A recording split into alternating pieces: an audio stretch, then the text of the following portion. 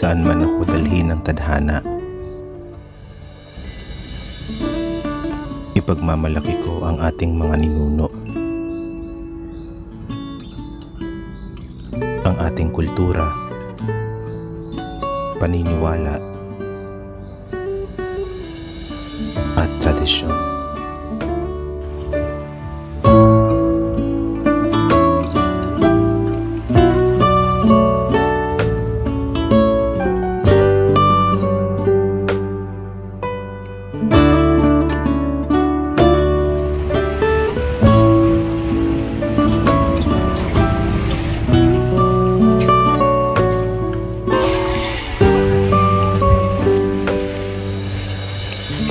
Thank you. Welcome home. I'm so happy as well. So, dahil nalipat kami dito sa may gubat-gubat area, mas malamig na. Ayun, so ito yung room ko now. Thank you po. Ayan, dun tayo sa may upuan.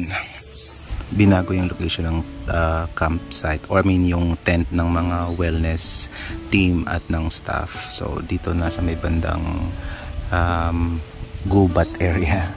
Mas okay to kaysa sa beachfront before na sobrang init. Pero ngayon medyo shaded na siya dahil nasa gitna kami ng mga puno, ng mga niyog at kung ano-ano pang puno. Hindi ko alam kung ano tong mga ibang puno dito. Pero basically, malapit lang siya doon sa mismong shala o yung pinaka-retreat house or wellness house. So medyo baka natatakpan siya ng mga puno, pero yan lang. Tapos eto yung tent ko. Ayan, yung pangalawa. And yan, ito na yung iba pa. Ito yung dinadaanan ko before papunta sa kabilang side ng island. Pero mas gusto ko to. Although medyo lalakad ka pa ng konti para makarating sa beach. Pero mas okay siya in terms of makakapagpahinga ka kahit papaan. Lalo't ngayon, summer na. Mainit pa rin siya ngayon, pero feeling ko mas mainit kung nasa gitna pa kami ng beach. Mayroon pang session yung isang wellness teacher din. Feeling ko matatapos na sila. 4 PM yung schedule ko doon para sa session ko. Gabaybayin, meditation / reading. Tapos later mayroon akong hayahay meditation. Tapos kain, tapos tulog, and repeat. So ayun, sinet up ko na lahat ng mga kailangan ko sa aking mga session. So yan ay set up para sa talk about culture and tradition natin sa Pilipinas, lalo na may kinalaman sa mga pre-colonial beliefs. So nagbabahagi tayo ng kaalaman sa kanila para may pagmalaki rin yung ating kultura. Tapos gumagamit ako ng sungka para sa divination.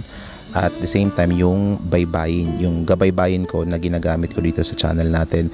Pero hindi lang to parang sungka or gabaybayin or baybayin session. May kasama din siyang meditation at syempre yung cultural background niya, sinasabi ko din sa kanila. And then nagkaroon din kami ng bee talk kasi may expert sa mga bubuyog na in-invite yung island, yung camp. So pinapaliwanag niya kung ano yung mga kahalagahan ng mga bubuyog. Tapos ngayon ko lang nalaman na meron palang stingless bee, yung mga hindi nanunusok. So may mga ganun pala. And then itong mga nakuha nila dito, galing to sa mga stingless bee. May nakuha silang mga honey and yung parang tasteless gum kung tawagin nila. Yon, so hindi nga lang ako nakasama sa paghahunt ng colony kasi nga may workshop ako, may session ako sa hayahay meditation at may talk din ako nung time na yon.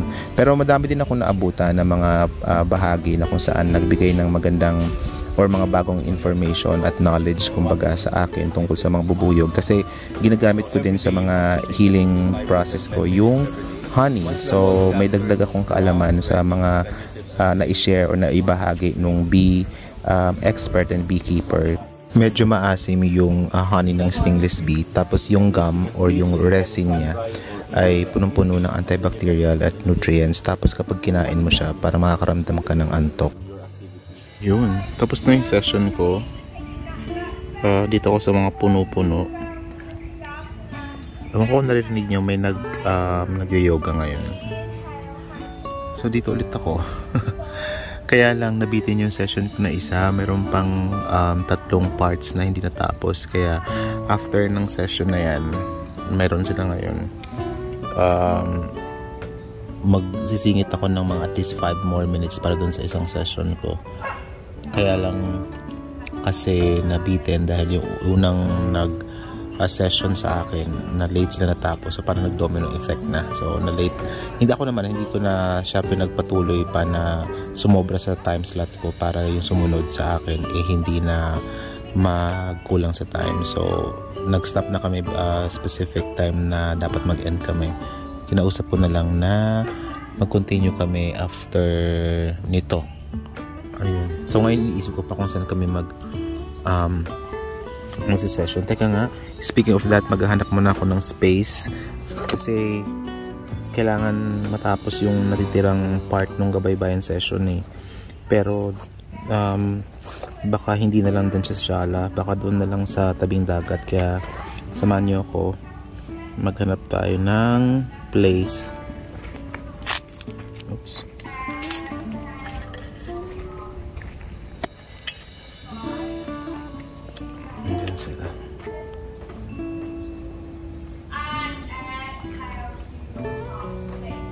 Golden hour.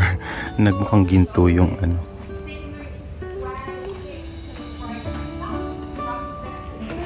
So meron na lang silang mga 30 minutes more. Sana hindi madilim later, pero siguro dito ko gawin, somewhere dito. Ayan yung beach. Ito may bagong mga ginawang parang mga rooms dito. Ang tawag sa mga rooms na to ay datu. Mayroon din datu version noon, pero ito yung pinaka-datu talaga. Kasi parang mga inspired sa Filipino terms yung mga pangalan nung mga kwarto dito. Ito, hindi ko pa ito napapakita noon bago pa lang talaga siya.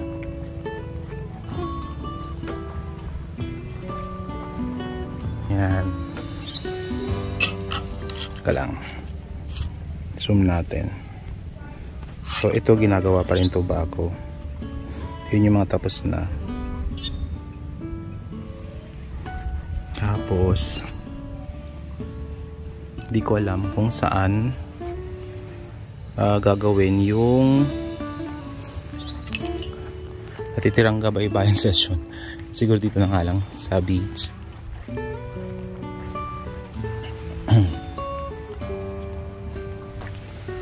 Yan.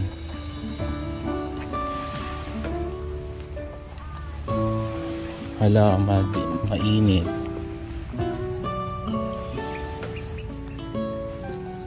Siguro somewhere dito. O kahit dito sa gitna.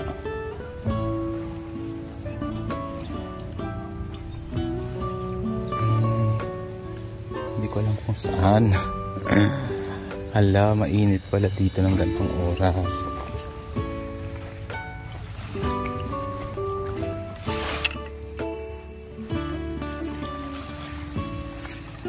Beach.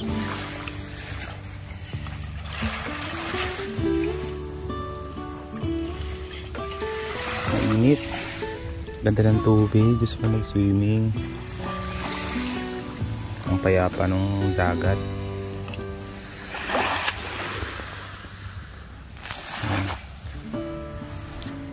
So, yun lang muna ang update ko. Hindi ako makapag-edit ng maayos dito kasi yung editing app ko may mga parang paid services siya na kailangan sa online. Kailangan mag-online para ma-access ko. Kaya ayun. Marami pang bagong ginagawa dito. Maganda to pag natapos pa, lalo yung mga cute na mga style ng mga bahay, or bahay, kwarto-kwarto. O siya, yun lang muna. Bye-bye.